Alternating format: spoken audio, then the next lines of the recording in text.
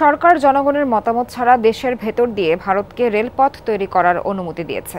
এতে বাংলাদেশের স্বাধীনতা বিপন্ন হবে বলে মন্তব্য করেছেন বিএনপির সিনিয়র যুগ্ম মহাসচিব রিজভী আহমেদ। দুপুরে পল্টনে এক সংবাদ সম্মেলনে এমন মন্তব্য করেন তিনি। বলেন, আমাদের যতটুকু সার্বভৌমত্ব আছে তাও শেষ করে দিচ্ছে আওয়ামী লীগ সরকার।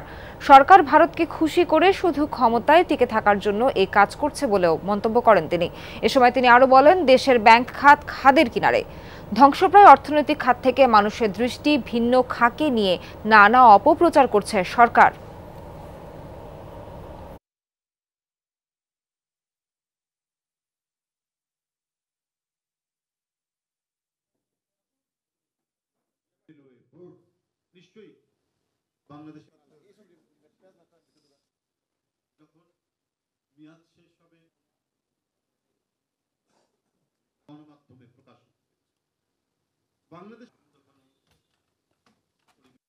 বাংলাদেশের একেবারে বুকের উপর দিয়ে রেলওয়ে নেটওয়ার্ক গড়ে তুলবে।